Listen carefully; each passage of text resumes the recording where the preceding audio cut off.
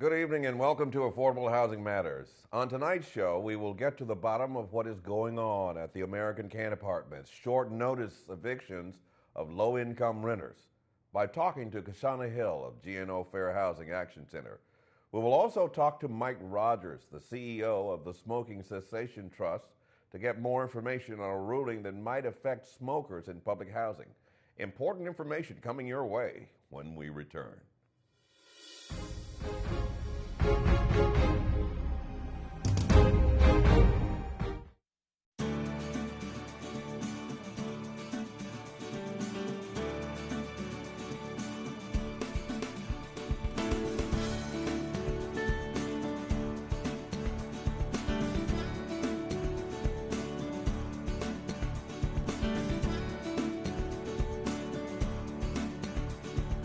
Saturdays at 4:30 p.m. on WLAE.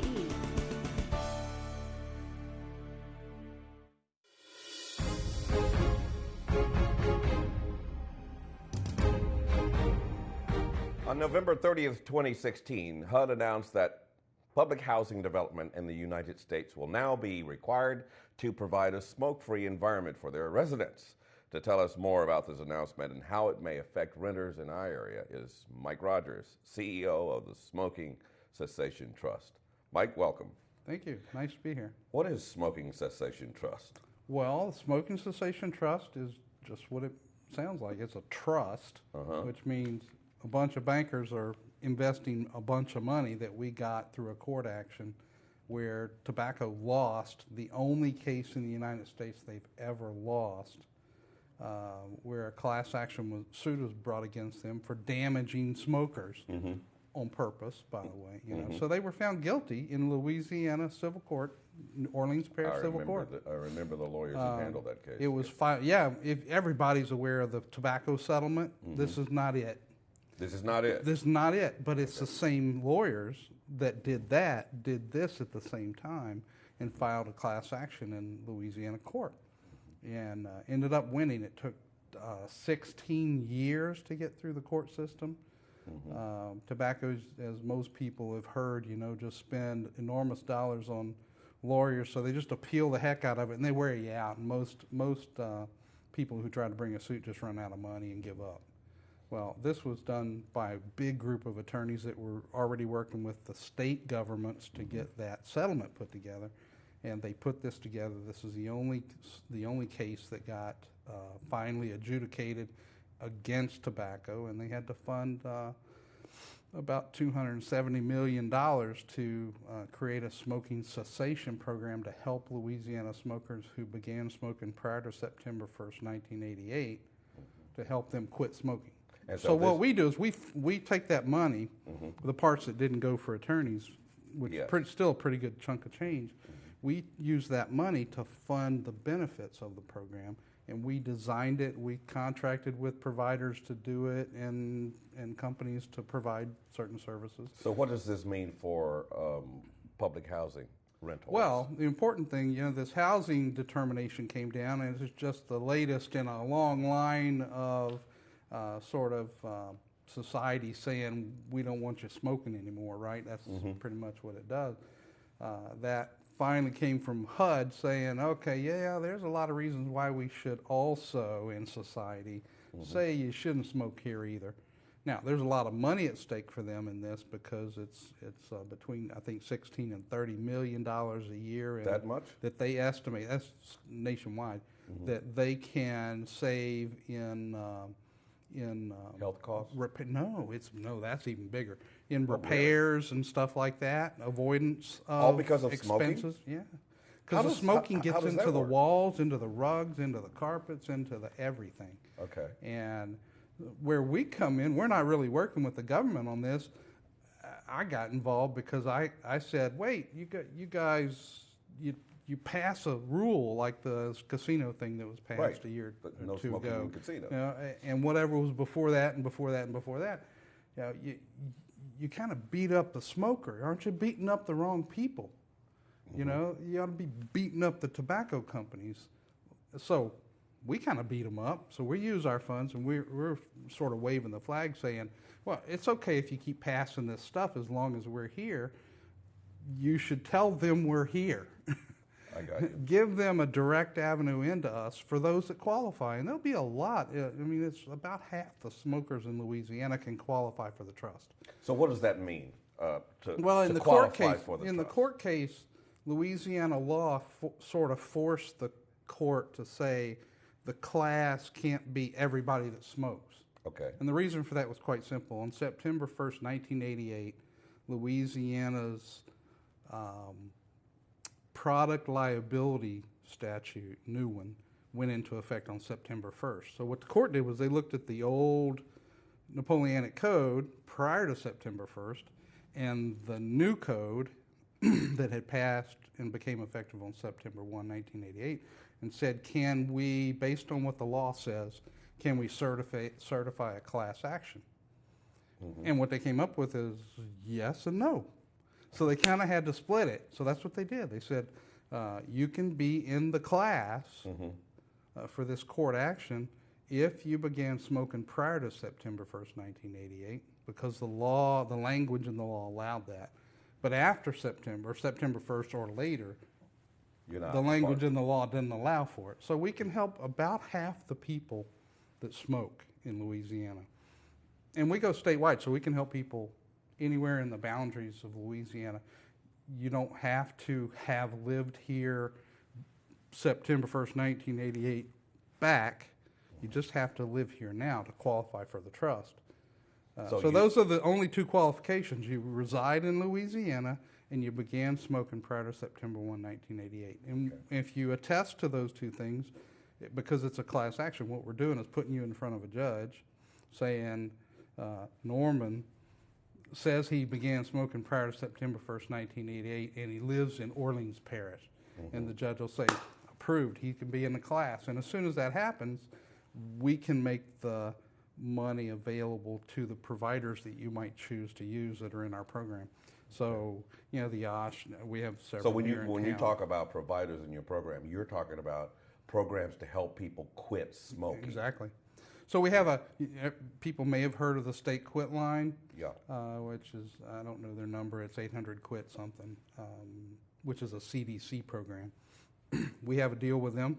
So anybody that calls that number that identifies themselves as a certain age, they'll try to say, well, oh, by the way, do you know about this program? Would you like us to put you in for it? And if they say, yeah, they send us a file. And then we contact the people and get them enrolled. We have our own quit line. We've got a network of doctors and hospitals and other providers across the state that work with us, very closely work with us, to identify their patients who can qualify for the trust who smoke. And they do the same thing. They talk to them about stopping smoking and, hey, I think you can qualify for the trust. It's free, so we can treat you, and we have limited benefits. So we define sort of a benefit plan like you would a health plan, but it's specific to stopping smoking. And we provide access to the medications too, so you could get, you've heard of Chantix, perhaps. It's very expensive. It works really well. So you guys provide that? We would provide in reality, we provide the money. We tell you where to go get it. The doctor would have to write the script. Okay, you tell us how to access it. So to recap this for the viewer, HUD says that as of 2017, all public housing will be smoke-free. And they've hired you guys to go in to work with the residents? Not exactly, no. Okay. What we're doing is we're saying, hey, we're here. We've heard about it too. We don't like to see the public left hanging. It's real easy to tell that guy behind the bush he's got to do something. But if you tell him he's got to do it and you don't give him a way to do it, you didn't really help him. So you're there to provide the means. We're just saying, look, we've got this program. Anybody who meets that requirement in Louisiana, whether they live in public housing or not, can become a trust member and get these benefits. And those benefits, by the way, smokers normally take between 9 and 11 tries before they actually quit. That many? Yeah, but there's good reason for it. It's like 99% of the people who try to quit smoking do it cold turkey. Which cold turkey, for anybody who doesn't know the term, means you just- smoke today, you just put it down, you yeah. never pick it up again, theoretically. All right, so 99% of the people, that's their chosen method to quit. Right. How productive do you think that is? Maybe less than 1%. Yeah, 95% of those people will be smoking again in 1 week. In 1 week? In 1 week. I don't know the actual statistic of how many of that 99% continue to smoke, but it's a very large number. The right way to do it is to access a program like ours that helps you with phone support, helps you, so there's also internet and other kinds of technology support. Really want to get people into counseling of some form, which would be group counseling works the best, but a lot of people don't like group stuff. Men don't like it at all, but they can do individual counseling in our program. We've got benefits. The same number of visits, if you will, that you would do as a group counseling, we allow people to do that individually. Oh, really? With a counselor, so we would pay for that. And then the medication support, which we cover patches and gum and all that stuff. You have to, for our program to pay for it, you have to get your doctor to write a prescription for it. And you have to take it to one of the network pharmacies, but all of our network has all the pharmacies in it. And actually, January of this year, what we did was we moved our coverage for Chantix over to a mail order program, so you're required to use it. It's simply a cost abatement effort on our part, because Chantix had doubled. Another beautiful but ugly thing about a private market like we have for healthcare in many cases is, manufacturers of drugs used to not be able to sell these drugs because they cost too much, and none of the insurance covered this stuff. Well, they look at it and they go, oh, the Affordable Care Act now requires it to be covered, so they suddenly start charging more. Well, yeah. So they doubled it in the free last market. the last 4 years. They doubled the cost on us, and we said, look, we could run out of money before we hit the 10 years that we've been ordered to provide the program. So we moved it to mail order to cut the cost back down. Right. Well, thank God you're there, and thank God for stopping by. We to let feel us that know. way about it. All right. Mike Rogers, thanks for being here. Thank you. You're welcome.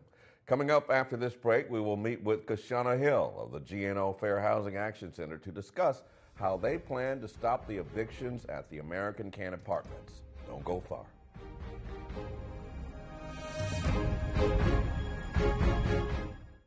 Nightly Business Report. A new team, new editorial resources around the globe. Chaos here continues. The same objective, insightful analysis of the top business news of the For the day. Nightly Business Report, I'm John Ford. Every weeknight, a half-hour wrap-up of complete market coverage. With the business and economic stories that are crucial to you. Television's longest-running business program. Nightly Business Report. Weeknights at 5:30 p.m. on WLAE.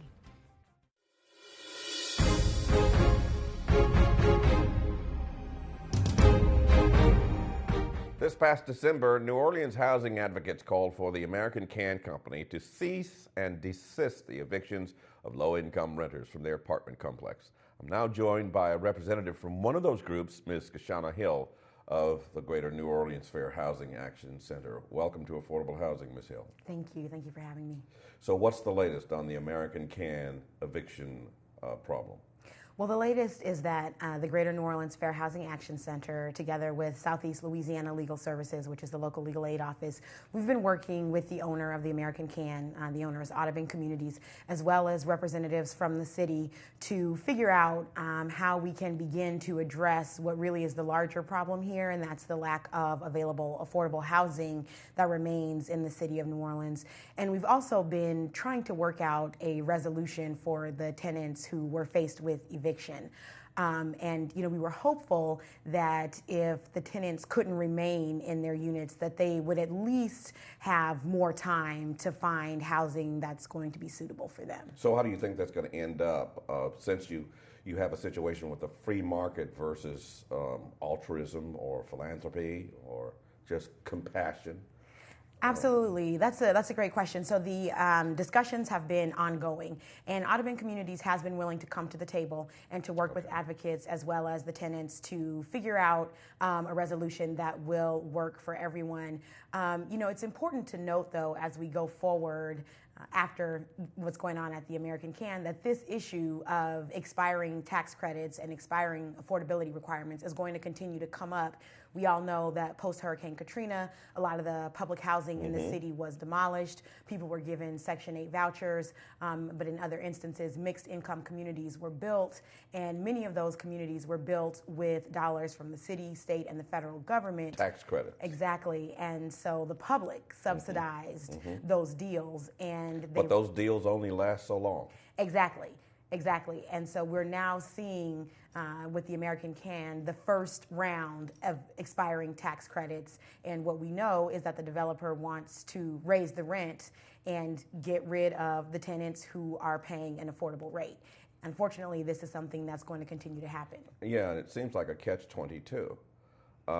You look 15 years down the road when this tax credit agreement expires, and these people have nowhere to go, especially in a situation where New Orleans is in an affordable housing crisis, with 52% of the populace being renters and 60% of those paying more than 30% of their income. That's right. In rent. That's right. So how do you reconcile that? Well, we've got to figure out a way to reconcile it, because this current situation that you just mentioned is certainly not sustainable. And so I think it's going to be important as we go forward for these developers who are getting these deals that they get to take advantage of. They're getting these public funds, our money that is invested in their properties. They're going to need to hold up their end of the bargain and also do more to preserve affordability going forward, and so that tenants who receive subsidies don't have to depend on the altruism of the developers. It's important that some protections be placed into the city ordinances and the city laws, so that folks have some protections on the books around affordability. In what part of the city do you surmise that affordable housing is the biggest problem? In what parts, in what communities, in what sections, in what areas? Well, many of the neighborhoods that are like mid-city, so neighborhoods of what we call high opportunity, so where there's grocery stores, where there's access to jobs, great public transportation options. So neighborhoods like mid-city, Lakeview, parts of Uptown, these are all neighborhoods that are becoming less and less affordable for people who have lived in New Orleans for a very long time, and in fact, people who have made the city what it is. And so those folks who are lower income or who are working class and who can no longer afford to live uptown or in the lower Garden District, they're having to go out to New Orleans East and Algiers primarily. That sounds almost as if it's a strategic plan on the part of some developers, if not city leaders. Well, I think it's certainly not by accident. And we've got to be intentional. However we got here, we certainly have to be intentional at this point about how we're going to move forward and ensure that lower income and working class people can continue to live in New Orleans. So what, you are talking with city leaders in addition to the developers. That's right. So what are you hearing from city leaders on this issue? Well, the good thing is that we do have some city leaders and policymakers that are very interested in addressing the affordability crisis. And so the mayor, this current administration, has shown leadership and has been willing to work in partnership with advocates and the subsidized tenants at the American Can. Some of the city council members continue to champion issues around housing affordability. So this is a good time to be having that conversation. And the American Can situation really just served to put this issue of expiring affordability really on the larger cities' radar. And if you cannot keep those tenants in their apartments at American Can, what alternative do you have, or what alternative has been suggested by the policymakers and city leaders? Well, there are certainly many alternatives. So one might be that folks have more time, several more months. They might need assistance, financial assistance in helping them to transition to a new apartment. As you just mentioned, we have about 60% of the renters in the city that are paying more than what the federal government recommends you pay from your monthly income toward housing costs. And so we also have almost 40% of renters in the city that are paying more than half of their monthly income toward their housing costs. If you're paying that much of your monthly income toward housing, you don't have the money to move. You've got to be able to come up with a security deposit, first month's rent, things like that. And so, we would ask that those folks at the American Can who may be losing their homes, that they receive some sort of assistance in order to make their transition a bit easier. So there are many options that the tenants are hoping to see in order to ease their transition if they aren't able to stay in their current homes. Have you targeted the other areas? Maybe target is too strong a word. Have you identified other areas that might have the expiration on their tax credit agreement coming to an end, so that you can get ahead of the problem that's taking place at American Can? We absolutely have. And so we're actually at the Fair Housing Action Center in the process, together with Southeast Louisiana Legal Services, we're in the process of creating maps and visuals and other information that can be distributed to the public about where the affordable unit tax credits are currently located. And also we're going to include information about when those tax credits will be expiring, so that folks will be made aware if they are currently living in any of those developments. But we know that it's going to happen in housing units all across the city. So what impact is the Airbnb phenomenon likely to have on affordable housing, as you see it from your vantage point? I think it's absolutely fair to say that whole home rentals certainly could have an impact on the rentals that are available and then the prices that people are asked to pay for those rentals. When you have a property owner that doesn't live in the city, or that lives in the city and is renting out a whole house on the short-term rental market, and they can make more money than they otherwise would if they rented to someone who actually lived here, then there are certainly owners who are going to go for the money, frankly. And so it's been positive from our perspective that the City Council did deny the full year rental of those whole homes. So this has been a clarion call for the affordable housing activists.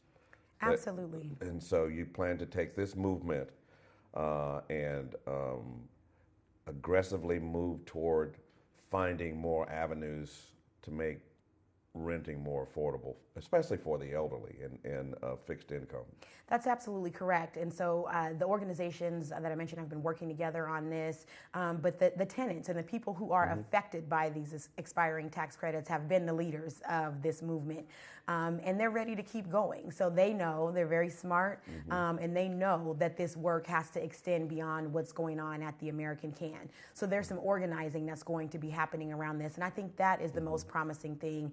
And we know that if people are engaged and mobilized and they're ready to exert their power, then we know that the movement and the work will keep going. Yeah.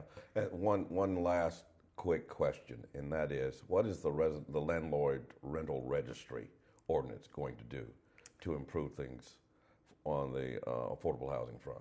So what the Healthy Homes Ordinance would do is even the playing field and just set up some very basic and quite minimal standards around what landlords have to provide if they're going to be in the business of renting homes. We're talking about things like making sure that there's electricity in the unit, making sure that the plumbing is properly connected and connected to water and to sewage, making sure that there's a roof and that the roof is free of holes.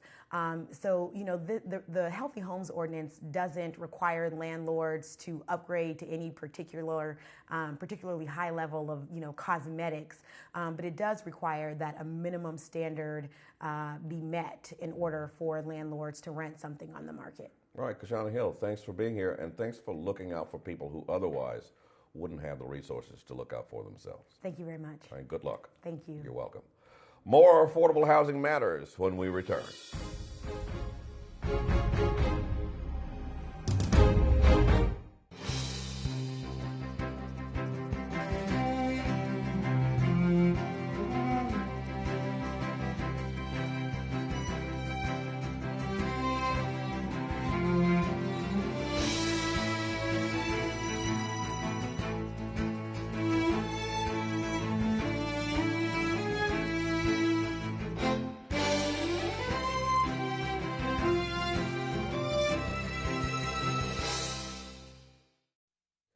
We would once again like to thank Ms. Cashuana Hill and Mr. Mike Rogers for joining us on Affordable Housing Matters this evening. For more information on our guests on this show and others, please visit WLAE.com and click on the Affordable Housing Matters link. There you can get in touch with every guest we've had on our program. Also, tell us what you want to see on Affordable Housing Matters by emailing us at ahm@WLAE.com. Thank you again for joining us this evening. I'm Norman Robinson. Have a good night.